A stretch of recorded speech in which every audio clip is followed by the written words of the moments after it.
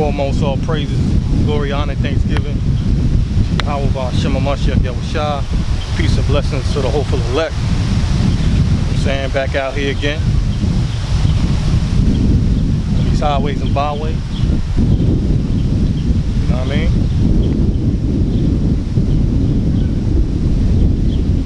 Yeah, I'm gonna just get right into it, man. You know what I mean? Right into it. Let's see. Let's deal with. Let's deal with the zeal of the prophets, man. You know, a lot of people think prophets are supposed to be sweet and nice. They're supposed to be handsome and good looking, charming. You know, a true prophet is not any of those things, man. So how you gonna be able to tell a man of the Lord? How you gonna be able to do that?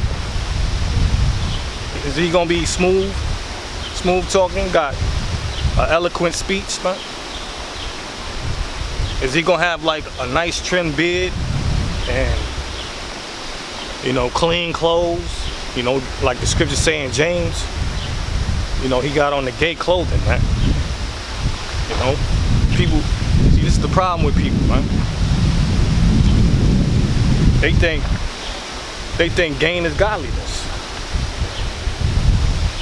So with the perception of thinking that gain is godliness, people gonna look at somebody who got gain and listen to them concerning the things of the Most High, because they think, because they got, you know, social status, riches and wealth and fame, that the Most High dealing with.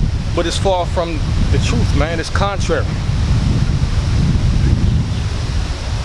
See, a real prophet ain't gonna be known in his own country, man, like Messiah. You know what I'm talking about? Look, man, I'm trying to tell you, man, like, all right? A real prophet ain't gonna be known in it. See, they didn't even know he was the son of God, man. They didn't know he was the son of God. They thought he was just a prophet, man. They thought he was Jeremiah or Elijah. You know what I'm talking about? That's what they thought, man.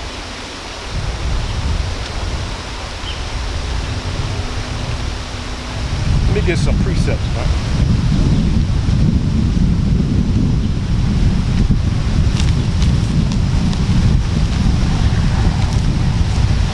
All right, let me get some precepts real quick through the spirit and power.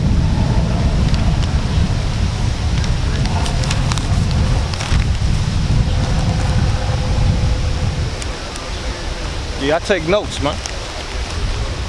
See, I don't just come out here running my grape. You know what I'm talking about? You gotta be prepared. You gotta prepare what to say. All right, let's get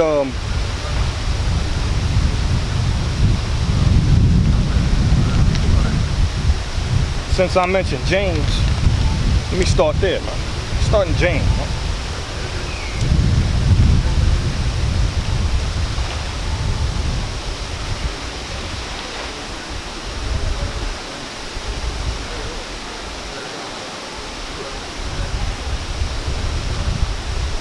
This is James chapter 2. I'll start at verse 1.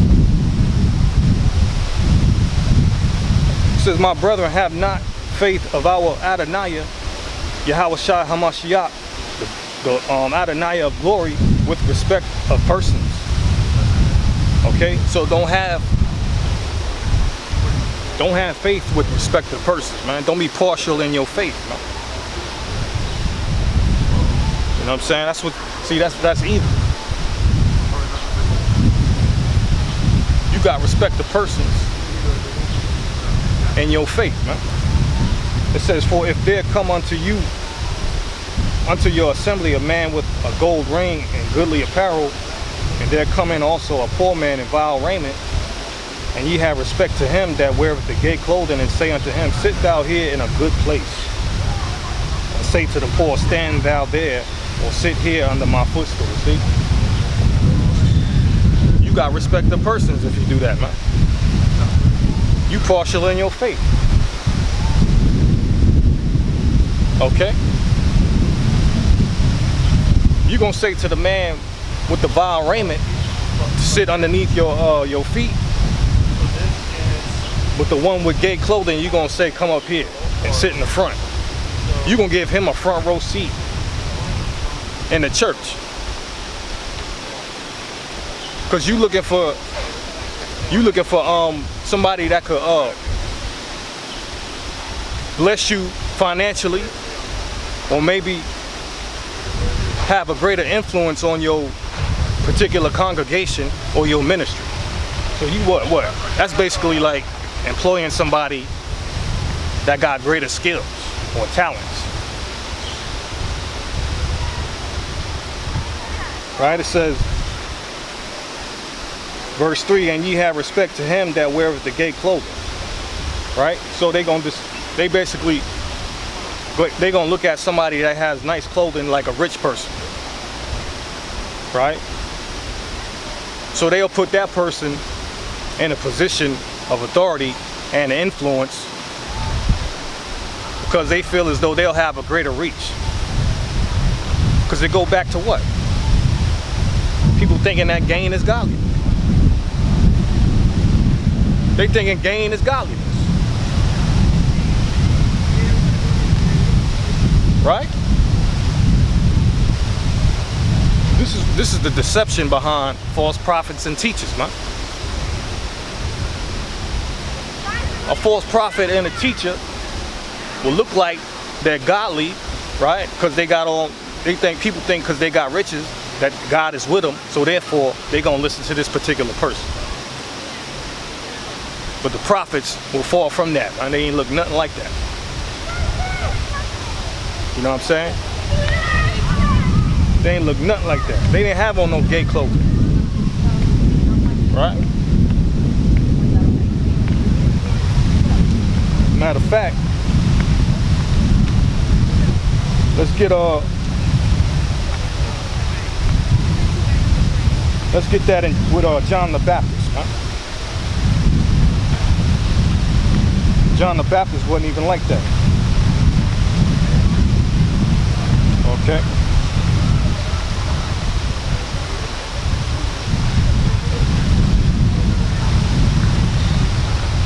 This is Matthew 11.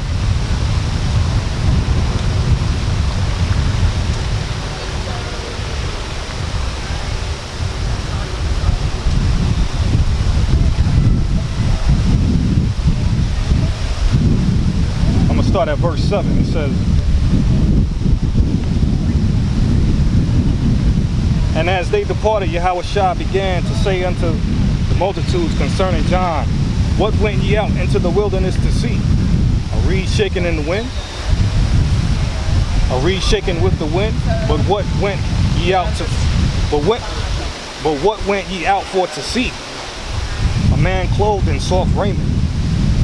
Behold, they that wear soft clothing are in kings' houses. But what went ye out for to see? A prophet? Yea, I say unto you, and more than a prophet. For this is he of whom it is written, behold, I send my messenger before thy face, which shall prepare thy way before thee. So yeah, you see how, according to scripture, John the Baptist didn't have on no gay clothing. You know, what were the people expecting? They were looking for somebody that was smooth. Right? Somebody that had on gay clothing, man. Soft raiment.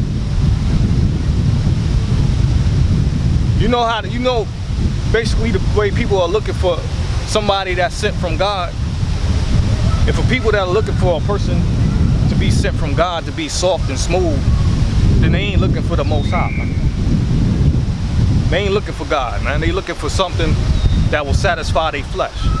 But John the Baptist was far from that. That's why in the world, people don't gain followers. That brothers really don't gain followers, you know, that are basically real spiritual people, right? right? Someone that's carnal and fleshly and will speak smooth things and tell people what they want to hear, they most likely going to heap to themselves people that are of a carnal nature. You know what I'm saying? Carnal nature, man. And usually you could tell a specific church or a specific congregation that has a lot of members, right? A lot of members in their church. Because you know most likely they teaching things that got leaven in it, huh?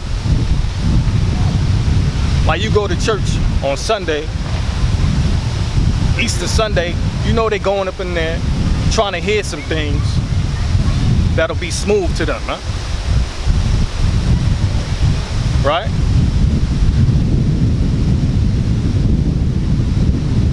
They want to hear smooth things, man. Let's get that real quick. Y'all want to hear soft speeches?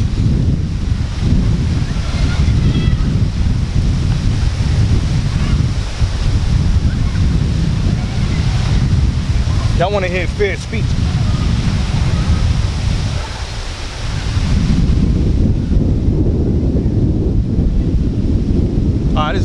This is Isaiah 30. We'll start at verse 9. That this is a rebellious people, blind children, children that will not hear the law of Adonai, which say to the seers, see not, and to the prophets, prophesy not unto us right things, speak unto us smooth things, prophesy deceit. So these people, listen, the majority of people want to hear smooth things, man. Alright, they don't want to hear the truth. They want to hear things that will permit them to do the things that they want according to their flesh, man. Right? Because everybody want to save their own life. Everybody don't want to make the sacrifice to lay down their life for their friend or their family. A lot of people would not come out here and try to teach scriptures. That's why many of you people, man, ain't gonna make it, man. A lot of y'all not gonna make it. You wanna hide behind a damn keyboard, right? You wanna do sit downs all the time. You don't try to go out and do the work at all, man. Right?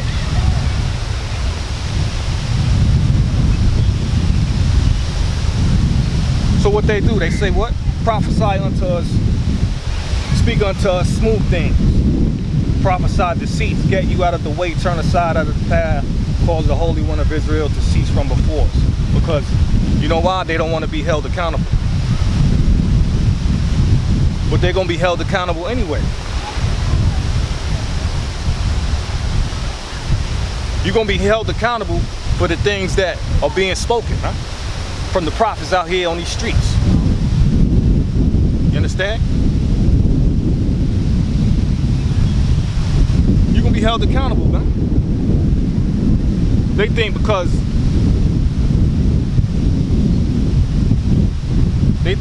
they not, if they don't hear what the prophets got to say, they're not going to be held accountable for what they do say.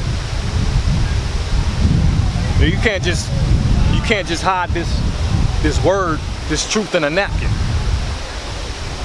You can't bury this in the earth. Listen, the truth gonna come out whether one brother teach it or not. You understand?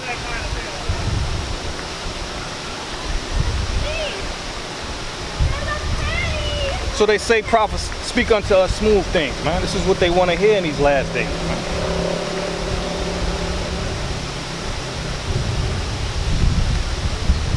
They looking for somebody that's gonna scratch their itching ears, man. But let me tell you something. I ain't one of them guys, man. I'm not gonna tell you Spaniards and $5 Indians is Israelites, man. I'm not gonna do that. You're not gonna get that here from me. See, that's what they tell you. They want to try to bring. See, a lot of these Israelites ain't nothing but glorified Christians, man. You know what I'm saying? That's it.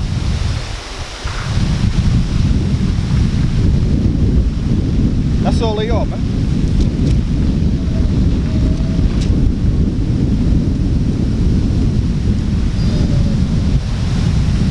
Glorified Christians.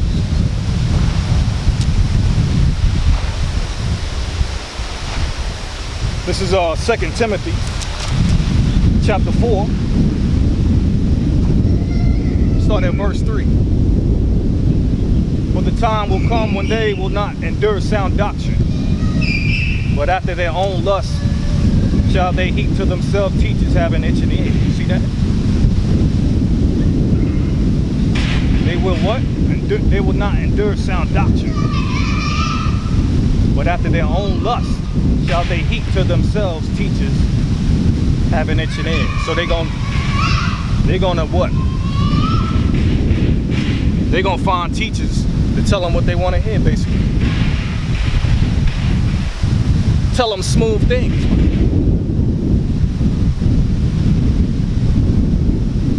Tell them smooth things that they want to hear that'll gratify their carnal nature. Or if the truth is too much for them, if it's too harsh, right? They water it down a little bit, like, you know, some liquor. Put some chaser in the liquor so it'll go down smoother. This is what these false prophets do, man. Add a little chaser, add some chaser to the liquor so it could be like a little nicer, so it won't burn so much going down. You know what I'm talking about? This is what they do, man. You know, put a little leaven in the doctrine. You know, add a little leaven in the 12 tribes chart, just to make it acceptable for the whole world. Right? Make it acceptable. Or include, you know, put the Gentiles in the mix to the 12 tribes chart. Right? Put a little leaven in there, and you know, this right now, we in the midst of the feast of unleavened bread, but you know, these guys out there on them highways and byways still got leaven in their doctrine. Right? You got leaven in your 12 tribes chart. Talking about Spaniards and $5 Indians is Israel. Huh? Right? Damn shame, man. Well, how long the truth been out, supposedly? Since the days of One West, y'all still stumbling on that, man? I only been in this thing for about what, 15 years? Right? Teaching on and off. And yet I've come to a greater understanding of who the tribes are more than you men that been in this thing for years, longer than me. But that ain't nothing to brag. It's just, you know, when these men are set up, you gotta question yourself, man. What, are these guys sent by the government? Right? Who sent these men, man? Talking about Hispanics as Israelites, man. What you talking about, man? Listen, man, I could go on and on with the false doctrines and leaven that they got in their doctrines that they teach, man. You could go on and on, man. It's like it never failed. But this is what they'll do in these last days. They'll get teachers that will tell the people